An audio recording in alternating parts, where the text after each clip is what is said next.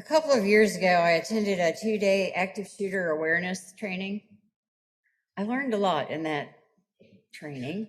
Even though I've been to these sorts of trainings before, I learned that only 4% of the time do active shooters choose houses of worship as the place where they're going to carry out their violence. That fact in and of itself should offer some sense of safety, right? I was reminded that all of us should consider where the exits are anytime we enter any building, mall, movie theater, concert hall, or even a crowded outdoor space. At the active shooter training, I heard again the fight, hide, or run advice. If you're going to fight, fight like your life depends on it. If you're going to hide, there's a difference between being concealed, like ducking down under the chair, and seeking and finding cover. In other words, get out of the room, get behind a brick wall, etc. Then there is what most of us would choose: run. Run with your hands up and nothing in your hands, not your purse, not your coat, not anything, nothing in your hands. The training offered several ways to recognize and possibly intervene to prevent those individuals who may be in the process becoming the person who the police called an active murderer. This information about what to look for, how to notice the signs of a person who would do such a thing, was important, but primarily applies to places of employment or schools, the kind of places where you could possibly be aware of the indicators of a possible progression down a path that leads to a mass shooting, an intentional mass shooting. It was also clear that those known to us, members, friends, or their family members, aren't likely to be those who would feel compelled to do such a thing here. The police and the other officials at the awareness training suggested it would be more likely a person who has become motivated by an ideology of hate who would enter a house of worship. Yet where that has happened, where an ideology of hate was the motivation for a shooting in a house of worship, the shooting was done by a person who was a complete stranger to the congregation.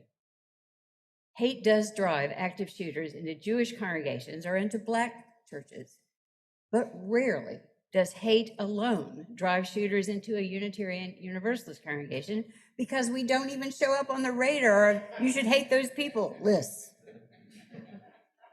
So not likely they're going to pick us if it's because of hate. What is way more likely is for us to be targeted by a person who has a grievance against someone here or someone they think is here.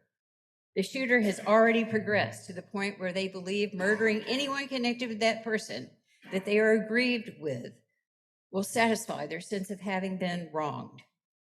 The ex-spouse or ex-partner may not be someone we'd know well or be in a position to recognize or to have observed a progression of behavior. We would be very unlikely to witness changes in their behavior over time. That's what happened in the Knoxville Unitarian Universalist congregation on July 27, 2008.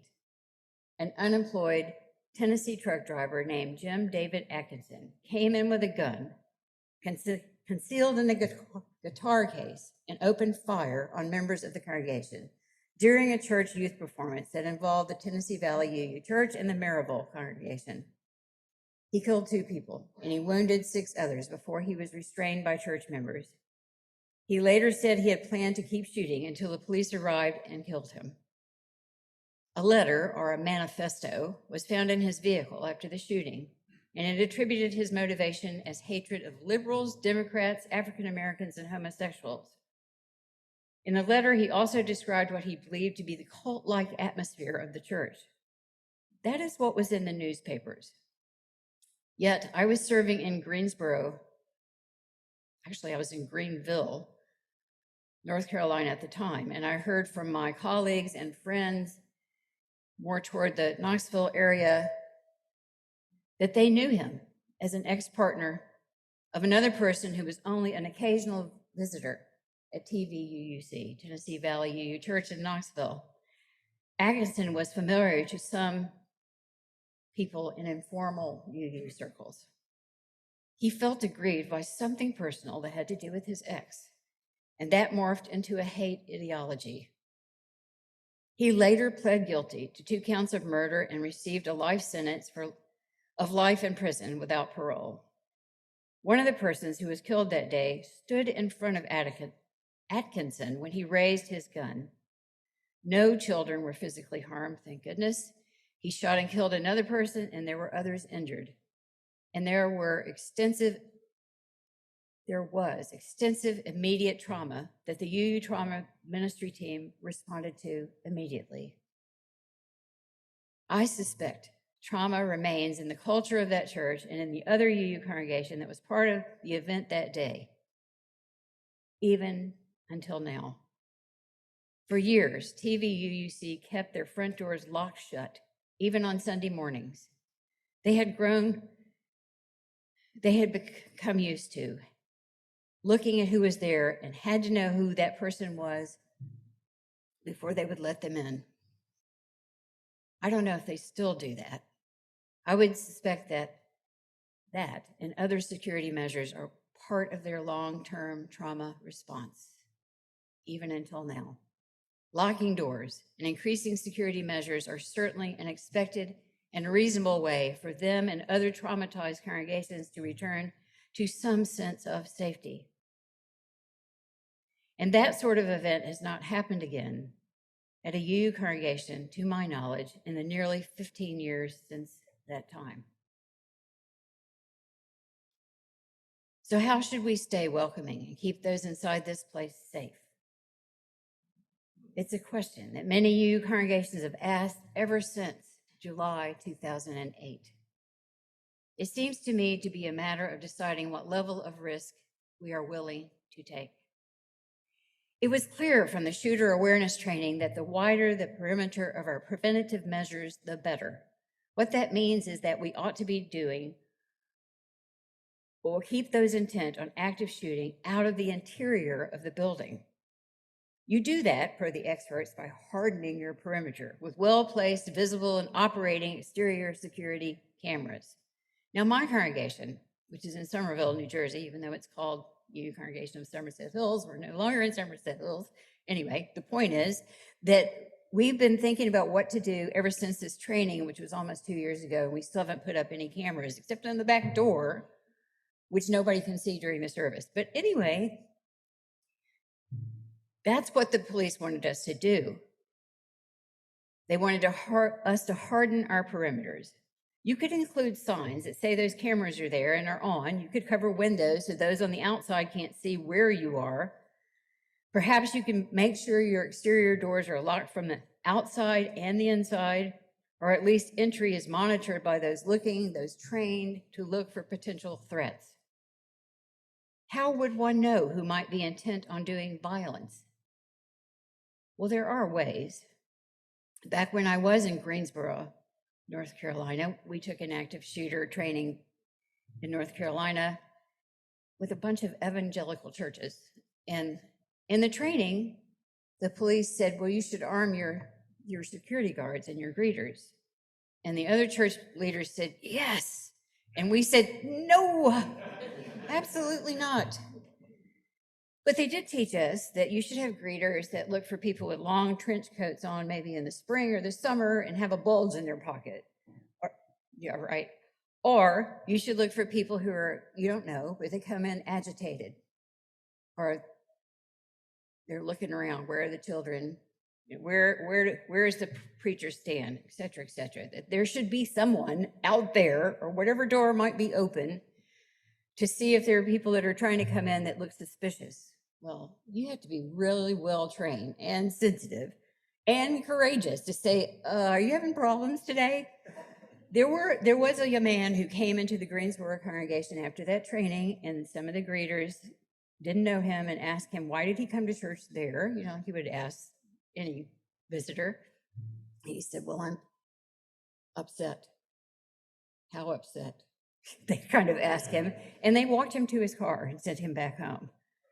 I think they did the right thing, but who knows? Who knows? How would you know who might be intent on doing violence if they're a complete stranger to you? Once a person intent on doing harm enters our doors, the very best we can do is fight, hide, or flee, and be prepared for the resulting immediate and long-term trauma this sort of incident will cause. There are things to learn about fight, hide, and flee. I'll not forget what they said to us at the recent active shooter training. Fight as if your life depends on it. Don't just, try to talk love at that moment. Knock them down with a chair. Several people. Whatever you can pick up and hit them over the head with, do it. If you're fighting. If you're fleeing, put your hands up with nothing else in your hands, because the police don't know the difference between you and the shooter. Everyone will be considered a suspect at first. So put your hands up, get out. During that active shooter training where I learned this information again, a question, actually a statement, came forth during that first day, it was a 2-day training, from a leader of another house of worship.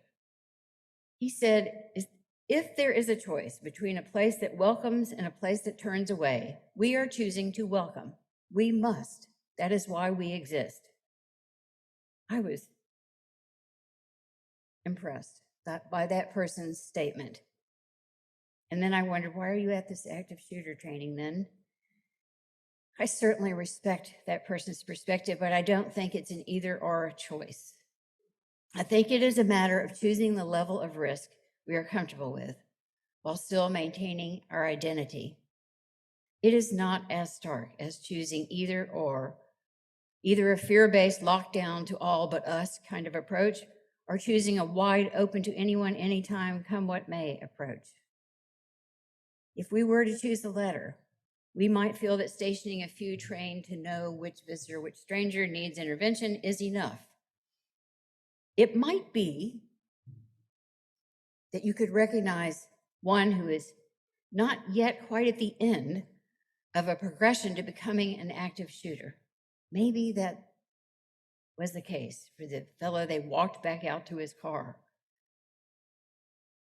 It is possible that the person is on their way but not there yet, and we may show enough empathy and compassion that makes a difference in their heart and in their mind. A person who is nursing a grievance, but well before they become an active shooter.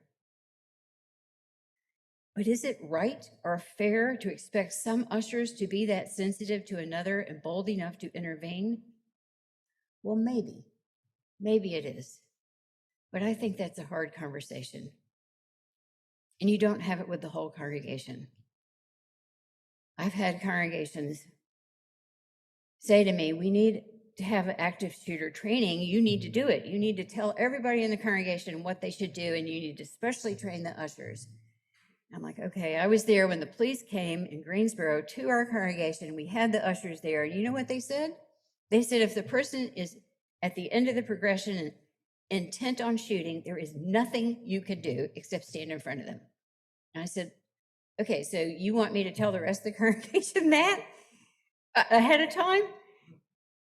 And I said, no, I'm not doing that. This is supposed to be a safe place. Train me in how to respond to the people after it happens, especially the immediately traumatized.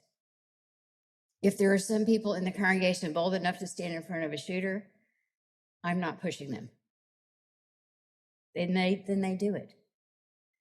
The rest of us need to know how to get out, how to put your hands up without anything in your hands, how to get behind whatever wall a bullet won't go through, if that's what you need to do.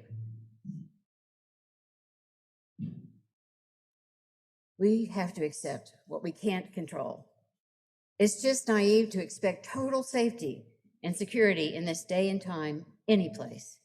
You have to consider what you're willing to risk to live your values, which may be multiple and in some ways conflicting values. How much isolation did you choose during the pandemic, for example?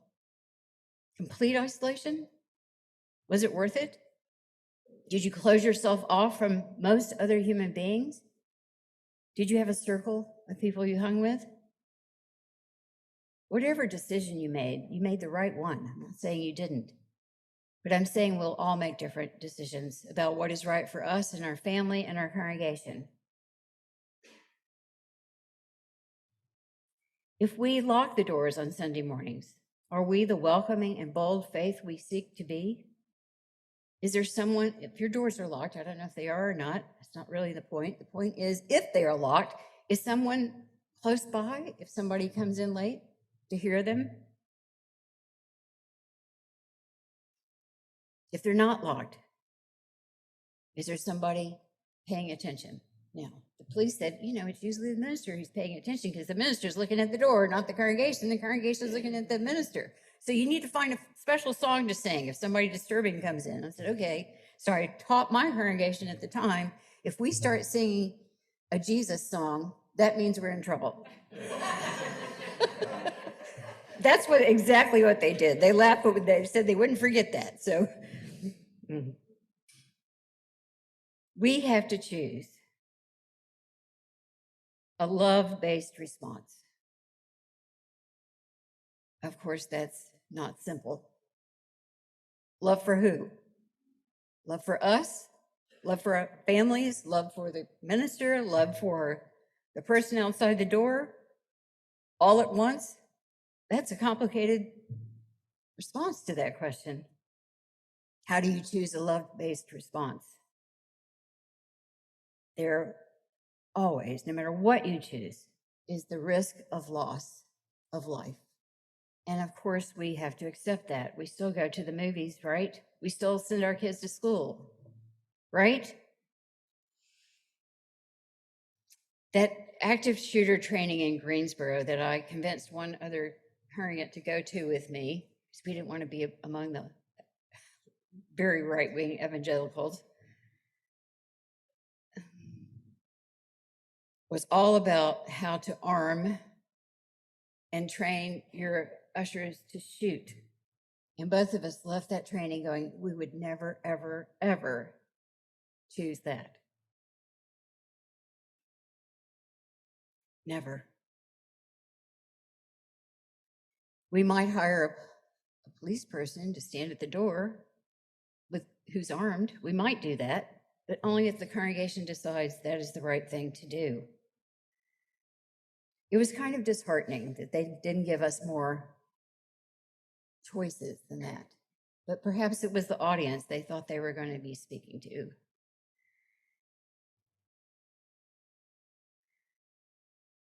I'm going to read something to you that I think helps us understand what we need to do. It's called Moving Forward by Sitting and Staying, and it was written by UU minister Elizabeth Stevens. Are you sitting down? These are not words I wanted to hear at the end of a day spent sheltering in place due to an active shooter situation in my small town, the second in 10 years. But I sat down, took a deep breath, began my journey alongside the friends and family of one of the victims, alongside a congregation and a community that had experienced a terrifying, confusing, inexplicable loss. I also began a journey through my own trauma and grief. 6 adults sitting in a circle in comfort and listening to a 7th person who appeared distressed. Traumatic experiences, by definition, make us feel overwhelmed, out of control, disconnected, uncomprehending. Pain and grief are not pleasant feelings either. I'm often tempted to travel as fast as I can through these uncomfortable places, but trauma defies my attempts to rush. In the weeks and months following the shooting, I stayed in the midst of the pain by letting go of my need for control and tolerating the feelings of powerlessness. Healing wasn't an intellectual process, but an embodied unfolding. I gave myself the space to be baffled and brokenhearted, to lament. I held space for other confused and grieving people, bearing witness to one another in love and celebrating the miraculous ways that together we discovered a deeper resilience and a greater wisdom. The paradox is this: The only way I've been able to move through trauma, my own or those of the ones I love, is to sit and stay. When I create a space for what is real, however incomprehensible and heartbreaking and unbearably painful, my spirit heals. When I do this in community, I discover a deeper wisdom and a greater resilience. Somehow, the things that are too much to bear alone are bearable together. 5 years later, I got another, "Are you sitting down?" call. This one came when I was a continent away, supporting my mother after my stepfather's death. "Do you need me to come home?" I asked. "No," said the voice on the other end of the line, a member of our lay pastoral ministry team. "You taught us how to do this. We'll sit and stay and hold the space until you get back."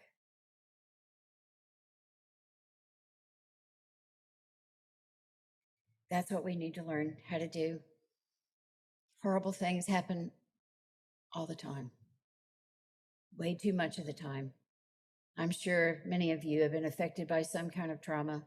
Perhaps it was a shooting, perhaps it was some other kind of violence, perhaps it was in a space with other people, perhaps it was just in your home or someone else's home. You have to learn how to sit and stay and hold the space. I am so thankful that the UU Trauma Ministry knows how to do that. I'm so thankful that more often than not, that is the UU congregation's response. To not only learn what to do in the moment, but to learn to have practice what to do afterwards. And to take the risk to be welcoming, but not with eyes closed, with eyes open. I'll tell you one more story. When I was in the Greenville congregation, we had a man who would come to church almost every Sunday. He would often come early. And when he came early, there was 2 or 3 of us in the sanctuary, most times when he came early. And he would start talking to me about what his night before had been like. Now, this guy was very country, lived out in the country, and this is in eastern North Carolina.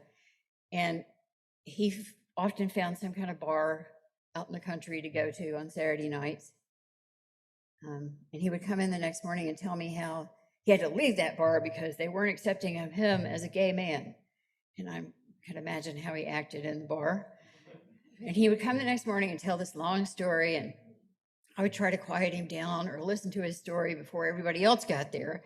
And usually the other volunteers that were there with me would just go in the kitchen and shut the door, go in the back of the congregation, the building, and shut themselves in until I got him settled down. Well, one day he started this again, what all had happened to him at the bar, and he seemed very agitated and didn't stop. And right before the service began, I forgot the mics were on, and I was in the pulpit, and I said to him, "We don't do that here." And he said, "What?" And I said, "We don't go on and on about how other people in the world are evil and made your night terrible, and then bring that energy into this congregation." He said, "Oh, okay." He ran out the front door. So I went after him. I said, "I'm sorry, you can stay, just you tone it down." He said, No, you're right, preacher. I'm off my medications. I'll call you when I get back on." And he did. And of course, I used that story as a way to train leaders about how it is okay to call people that are in some kind of situation where they're agitated and they're disturbing other people around them, to call them to better behavior. Now, he wasn't progressed far enough to have a gun on him, of course, but he disturbed people, and we wanted him to be there, but we also didn't want him to turn the whole thing into a circus about his Saturday night. So we learned how to say, "Hey, not here." We don't do that here.